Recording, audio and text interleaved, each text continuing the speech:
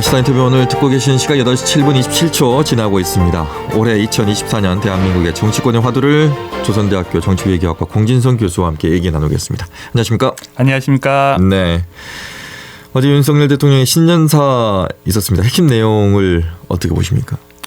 그런 질문을 주셔가지고 평소 같았으면 신년사를 읽어보지도 않았을 텐데 읽어보지도 않았다고 굳이 찾아서 이제 읽어봤고 네. 그리고 이제 나중에 동영상도 이제 봤는데 네. 확실히 이제 글로 읽는 거하고 말로 듣는 거하고 다르긴 하더라고요. 왜냐하면 이제 말로 들으면 사람의 이제 톤 앤 매너라고 그러죠. 이제 네. 그걸 느낄 수가 있잖아요. 근데 일단 너무 무서운 표정으로 말씀을 하시니까 이게 이제 신년 아침에 하는 인사 같은 느낌보다는 약간 이제 싸우자는 느낌. 그러니까 좋게 얘기하면 엄숙하고 진지한 거지만 네. 나쁘게 얘기하면 왜 국민들 앞에서 저렇게 인상을 쓸까 그런 생각이 좀 들었습니다. 그런데 이제 어쨌든 건조하게 신년사 텍스트만 보면 네. 다른 이제 뭐 보수 언론에서도 공통적으로 이제 꼬집었던데 구체적인 내용이 없다. 그러니까 지금까지 2년 동안 한 어떤 정책 뭐 기조, 추진, 뭐 방향 뭐 이런 거에 대해서 다시 한번 반복해서 뭘 해왔는지를 얘기했고 그리고 이제 앞으로 뭘 하겠다고는 얘기하는데 구체적인 내용이 하나도 없었습니다. 그러니까 이제 결국 5년 내내 또는 앞으로도 3년 차를 맞는 2024년에도 지난 2023년, 2022년과 다를 바 없이 똑같은 기조로 가겠다. 뭐 그 이상 뭐 다른 내용이 없었습니다. 그러니까 강조한 것이 이제 노동개혁, 교육개혁, 연금개혁인데 노동개혁 계속하겠다. 이제 우리가 이제 작년에도 느꼈다시피 이제 뭐 이걸 어떤 카르텔이라는 식으로 규정을 했었죠. 그러니까 이제 우리 사회 전반이 였던 윤석열 대통령님의 눈에는 뭔가 이권을 가지고 있는 소수 기득권 집단들의 카르텔로 보이는 것 같아요. 그러니까 없진 않겠죠. 각 분야에 있겠죠. 그런데 이제 그것을 발본색원에서 처벌하는 것을 본인의 이제 과제라고 이제 인식하고 계시는 것 같고, 그래서 노동 분야에서도 교육 분야에서도 이 일을 계속하겠다. 이제 이 얘기를 굉장히 강조하셨고, 그 다음에 이제 연금 개혁과 관련해서 도 이미 어떤 개혁안을 국회에 제출했는데 국회가 뭉개고 있어서 처리가 안 될 뿐이지 본인은 할 일을 다 했다. 약간 이런 느낌이었습니다. 그리고 저는 또 이제 놀라웠던 게 많은 분들이 이제 잦은 해외 출장, 해외 방문을 상당히 좀 뭔가 문제가 있다고 느끼시는데 그 우려를 모르시는 것처럼 그런 이제 외교 노력이 결국 이제 일자리 창출하고 연결되는 거다. 그래서 이 일자리 외교를 중단 없이 계속 더 늘려가겠다. 이제 이런 의지를 밝혔습니다. 그러니까 사실 예산안 심의 때도 그런 얘기가 있었죠. 그러니까 예산안에서 해외 순방 관련된 예산이 오히려 늘었더라. 그래서 이제 이걸 뭐 깡내 마내 이제 이런 논란이 있었는데, 해외 순방 논란을 의식을 안 하시는 건지 아니면 의식을 하시지만 이제 돌파하시려고 하시는 건지 계속되는 의지를 표명하셨어요. 그러니까 이 부분에 본인이 어쨌든 플러스 요인이 있다고 보시는 것 같아요. 왜냐하면 이제 윤석열 정부가 잘하고 있다고 하는 분들의 답변을 보면 뭐 1순위가 이제 외교 뭐 이런 부분이거든요. 그러니까 이제 그 부분이 본인의 강점이라고 생각해서인지 계속 그 부분은 강화하시겠다고 이제 선언을 하셨죠. 그래서 이제 전반적으로 보면 일단 2024년도에 무엇을 하겠다는 어떤 과제 제시나 방향 설정과 관련해서 구체적인 내용 없이 아주 추상적으로 한 줄 정도 저출산 문제 해결해야 되는데 그러려면 과잉 경쟁을 줄여야 되고 그러려면 국가가 균형 발전을 이루어야 된다. 끝. 내용이 없습니다. 그러니까 어떻게가 없네요. 예, 어떻게가 없어서 도대체 구체적으로 뭘 하겠다는 것인지 알 길이 없고, 그래서 제가 지난 2020년 총선을 앞두고 문재인 대통령의 신년사 발표 내용은 어땠을까 궁금해서 한번 찾아봤어요. 네. 딱 비교가 되는 거예요. 총선 직전이었으니까. 네. 숫자가 굉장히 많이 나옵니다. 뭐 얼마 몇 퍼센트 뭐 해서 몇 명 이렇게 굉장히 숫자를 굉장히 너무, 그러니까 뭐냐면 관계 부처 공무원들이 올린 것들을 최대한 반영해서 작성한 신년사 같은 느낌이라면 지금 이 윤석열 대통령님의 신년사는 밑에서 이렇게 써가지고 올리는 거 다 쳐내고 그냥 이렇게 딱 건조하게 그냥 비서실에서 작성했거나 또는 대통령님이 작성하셨거나 뭐 이런 느낌이 들었어요. 그냥 대통령이라고 하시죠. 대통령님이라고 하니까 좀 이상하네. 그러면 사실 이제 그 각 행정부처의 주무 담당 이제 이 중요한 국가 정책을 담당하는 공무원들 입장에서 힘 빠지거든요. 그러니까 맞아요. 자기들이 야심차게 2023년도에 해왔던 어떤 정책을 대통령이 한 번이라도 언급해주면 고맙고, 그리고 또 이제 2024년도에 자신들이 담당하는 어떤 업무를 언급해주면 굉장히 이제 기운이 그렇죠. 살죠. 그렇죠. 그러니까 역점 추진 업무구나 이런 느낌을 받는데 그런 것들이 하나도 없고 너무나 이렇게 추상적이고 구체성 하나도 없는 그냥 말. 그래서 과연 어떤 의지가 있는 것인지 이런 좀 우려가 들었습니다. 근데 보통 보면 이제 정부 각 부처에서 이제 자료들을 다 수합할 거 아닙니까? 예. 그걸 통해 가지고 내년 거를 이제 얘기를 할 텐데, 그러면 예를 들어서 통계청에서 어떤 통계도 보고가 올라왔을 거고 숫자가 다 올라왔을 텐데 그 숫자를 보니 숫자를 말하면 안 되겠다라고 느꼈을까요?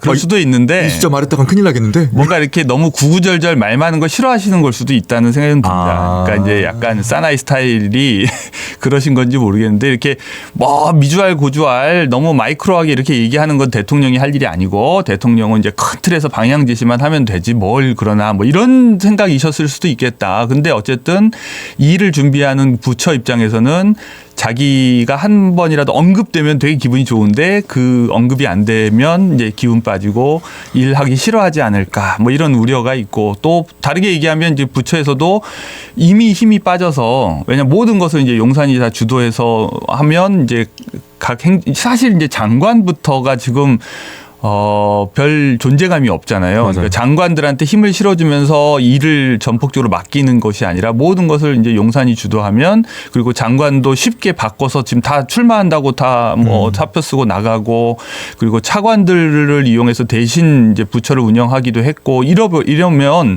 이제 각 부서도 의욕을 좀 잃을 수도 있죠. 그런 의미에서 제가 지금 각 부서의 상황을 정확하게 알지는 못하지만 그렇게 될까봐 조금 우려는 있습니다. 일단 신년사는 작년 2023년을 바탕으로 이제 하게 될 텐데, 작년 2023년의 정치는 어땠다고 보십니까? 뭐 신년사와 별개로 이제 2023년 정치는 꼭 특별히 2023년이어서가 아니라 뭐 늘 그렇지만 대결이 좀 더 부각된 해였죠. 그러니까 사실 이제 정치라고 하는 것이 갈등을 늘 내포할 수밖에 없고, 그 갈등을 이제 어떻게 해결하느냐가 이제 정치가 우리에게 가져다 줄 수 있는 감동적인 순간이죠. 네. 그런데 언제부턴가 이제 이 갈등을 해결하는 능력들은 점점 떨어져 가는 반면에 갈등을 이제 부각시켜서 자기가 돋보이는 정치인들만 많아지는 이런 느낌입니다. 이제 거기에는 뭐 제 생각에는 이제 언론도 한몫을 했다고 생각을 하는데, 이제 점점점 오해가 양산되고, 그러니까 이해가 북돋아지기보다는, 그러다 보니까 여야 대립도 심했고, 뭐 또 각자 너무 본인의 신념에 확신을 가지고 있는 것 같아요. 그러니까 약간 사실 우리가 이제 이 인류가 점점점 이제 발전하면서 이제 문명화한다고 하는 이제 증거를 여러 가지를 얘기할 수 있지만, 그 중에 하나가 자기를 의심하는 거거든요. 내가 이제 다 알고 있다고 하는 확신보다는 내가 뭔가 좀 잘못 알고 있을 수도 있겠구나 해야 이제 변화가 있고 발전이 있는 건데, 여야 막론하고 또 정치의 주요 행위자들이 다 너무나 확신에 가득 차 있는 거예요. 그러니까 지지자들도 확신에 가득 차 있고 정치인들도 확신에 가득 차 있고, 그리고 그렇게 확신에 가득 찬 언어를 표출하는 사람들을 진정성이 있다고 이제 여기고, 반대로 이제 의심하면 뭔가 속된 말로 이제 사쿠라 같다는 이제 비판을 받죠. 이제 이러다 보니까 속된 말입니다, 여러분, 속된 말. 예. 그래서 이제 모든 사람이 이제 확신에 차서 얘기를 하다 보니까 결국 이제 부딪히고 충돌하고 대립하고 정작 이제 갈등을 중재하는 그런 통합의 리더십은 찾아보기가 어려운 그런 면에서 이제 2023년도 그 전과 사실 다를 바 없이 약간 그런 갈등이 부각되는 한 해였던 것 같습니다. 네. 일단 뭐 해가 바뀌었다고 해서 그 전에 갈등이 일단락된 거는 아닙니다. 이어져 오고 있는데, 그 중에 하나가 이제 특검입니다. 특검과 관련해서는 양쪽이 정말 본인들 얘기만 하더라고요. 교수님 얘기처럼. 저는 이 특검과 관련해서 조금 그 효과와 관련 영향, 정치권에 미치는 영향이나 뭐 선거에 미치는 영향 뭐 이런 것 관련해서 좀 과장된 측면이 있다는 생각이 드는데요. 그러니까 뭐냐면 특검에 대한 찬반 여론조사나 이런 것이 이미 이제 어느 정도 각자의 신념에 근거해서 딱 정해져 버렸습니다. 그러니까 이제 악법이라고 믿는 사람들은 특검을 실제로 실시해서 뭘 하건 간에 그건 악법이라고 생각하고 뭐 부당한 희생양 만들기라고 이제 믿을 가능성이 크고, 반대로 특검을 당연히 해야 된다 또는 김건희 여사의 유죄를 이미 나는 알고 있다고 믿는 사람들은 특검을 하든 안 하든 이제 그 생각에 변화가 없을 거예요. 그러니까 이런 확신에 찬 두 집단으로 이제 갈려 있기 때문에 특검을 받아들이느냐 안 받아들이느냐를 가지고서 공세는 펼치지만 정작 특검은 받아들일 리가 없다는 것도 다 알고 있고, 그리고 특검을 이제 지금 이제 대통령이 거부권을 행사하면 이제 국회에 돌아오죠. 특검 법안이. 그리고 이제 그것을 다시 재의결을 해야 되는데, 재의결을 하는 방식과 관련해서 뭔가 통과될 가능성도 있다고 자꾸 얘기들 하는 것 같아요. 근데 저는 이게 조금 무리라는 생각이 드는 게, 국회가 이제 1월 한 달 동안 쉰다고 가정을 하는데 지금 선거구 획정도 안 됐고요. 선거법도 확정이 안 됐습니다. 그러니까 이대로 갈 건지 뭐 개정할 건지 뭐 어쩔 건지 아무런 확정이 안 돼 있어요. 사실 이대로 가더라도 민주당이 이제 예를 들어 이탄희 의원 같은 분들이 계속 주장하는 건 위성정당 방지 법안을 만들자는 거잖아요. 그냥 이대로 가자는 얘기가 아니라, 그러려면 국회가 모여서 합의를 해서 법안을 통과시켜야 되는데 그러려면 빨리 모여야 될 거 아니에요. 근데 그거를 2월, 3월까지 미루는 건 불가능하죠. 그러면 지금 예비 후보들 지금 특히 전남 지역 선거구에서 뛰고 있는 분들 지금 어디서 뛰어야 될지도 모르는데, 이게 이제 순천이 이제 가불로 나뉘면서 도미노처럼 한 단계씩 다 밀려났거든요. 그래서 연쇄적으로 모든 선거구가 지금 뒤죽박죽입니다. 그런데 이걸 2월까지, 3월까지 계속 내버려 둔다는 건 말이 안 되잖아요. 일단은 이제 광주는 이제 그대로 가는 것 같고, 전남이 이제 관건이라는 얘기죠. 그러니까 이제 선거구 획정이 돼야 공천도 하고, 그리고 선거 제도가 확정이 돼야 공천도 하고, 왜냐하면 비례대표를 할 건지 말 건지 병립형으로 할 건지 연동형으로 할 건지를 결정해야 공천 작업을 할 텐데, 그 공천 작업의 결과로 누군가가 공천 탈락한 거에 대한 앙심을 품고 특검법을 통과시킬 거다, 이렇게 가정을 하는 것 자체가 좀 무리라고 보는 거죠. 그러니까 두 가지인데 이미 특검과 관련해서는 각자 마음은 다 이미 정해져 있어서 통과 여부나 실행 여부와 상관없이 큰 변동은 없을 거다. 그리고 이 법안이 마치 꽃놀이팩처럼 3월까지 가지고 가면서 뭘 흔들 수 있을 거라고 생각하지만, 사실 빨리 1월에도 임시회의를 열어서 처리해야 될 법안들이 많고, 그렇다면 김진표 의장이 이 특검 법안 제1을 요구해 왔는데 이걸 마냥 계속 미루기만 할 사람으로 보이지도 않고, 그런 의미에서는 가부 간의 결정은 빨리 나지 않을까 싶습니다. 야, 1월 한 달이 아주 그냥 박진감 있고 그냥 스펙타클하겠네요, 그냥. 왜냐하면 그러면서 이제 1월이 가장 바쁘게 움직이는 달 중에 하나가 될 것 같은데, 일단 한동훈 비대위원장이 4일에 광주를 방문합니다. 그 의미가 어디 있을까요? 뭐 딱히 의미 부여를 크게 할 필요는 없는 것 같은데요. 이제 비대위원장이라는 것이 이제 어느 한 당의 이제 대표 역할을 하는 거고, 이제 취임한 지 얼마 안 됐잖아요. 그러면 전국을 돌면서 각 시도 당에서 활동하고 있는 당원들과 만나서 의견 청취도 하고 새해 인사도 나누고 이러는 거는 뭐 의례적인 일이기 때문에 특별히 다른 곳은 안 가는데 광주만 오는 거거나 뭐 이런 게 아니어서 거기에 특별한 의미가 있다고 얘기하기는 어려울 것 같습니다. 큰 의미는 두지 않는다. 예. 자, 이제 다음입니다. 이 얘기로 이제 마무리해야 될 것 같은데, 신당입니다. 일단 이준석 신당 창당하겠다고 했고, 천하람은 이제 그쪽으로 갔습니다. 그리고 더불어서 이낙연, 이재명 미팅을 했는데, 만남을 가졌는데 이낙연은 제 갈 길을 가겠다, 이렇게 말을 했습니다. 창당으로 갈까요? 뭐 창당할 거라고 보고요. 이미 이제 실무 작업도 진행 중이고, 같이 하기에는 갈등의 이 골이 너무 깊어서 언젠가는 이제 결별을 해야 되는데, 결별의 방식이 뭐 이제 총선을 앞두고 이렇게 나타나는 것이죠. 그런데 지금 그 이번 총선이 지난 대선의 연장전 성격도 가지고 있지만 동시에 2027년 다음 대선의 전초전 성격도 가지고 있습니다.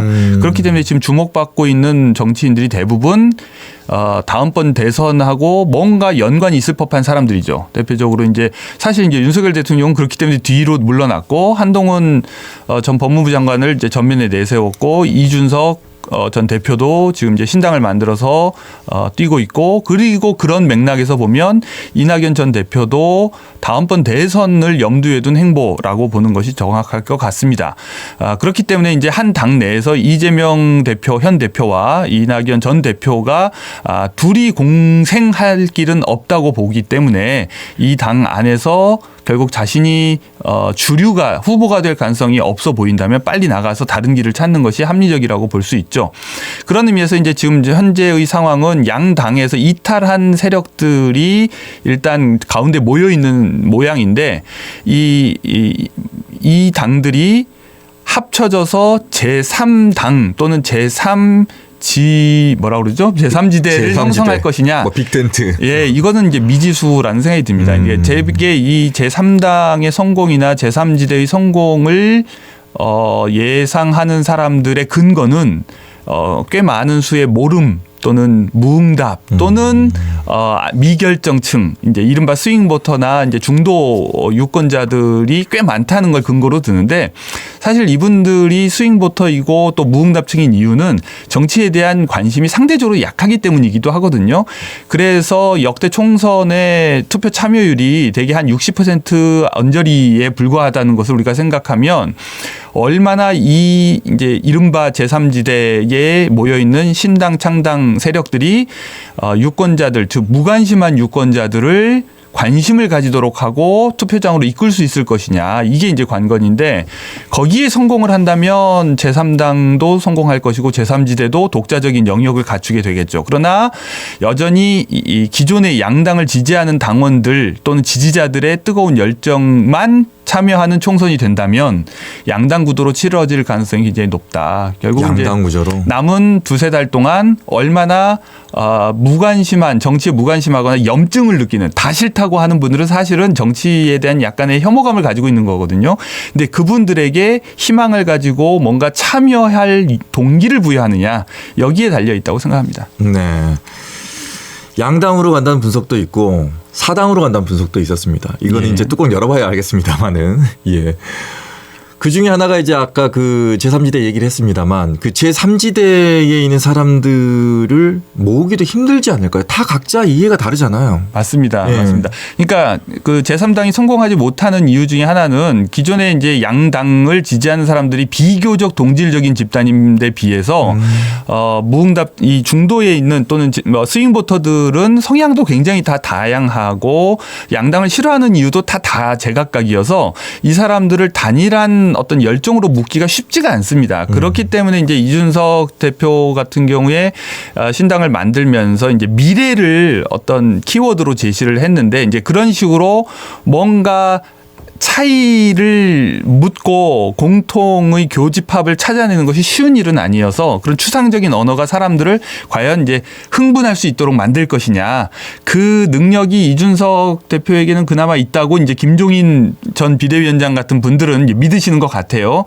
다른 정치인들에 비해 예를 들면 이제 금태섭 의원이나 이런 분들은 그런 사람을 이제 흥분하게 만드는 능력이 없죠. 근데 상대적으로 이준석 대표에게는 그런 능력이 있기 때문에 거기에 성공한다면 사람들을 이끌 수 있죠.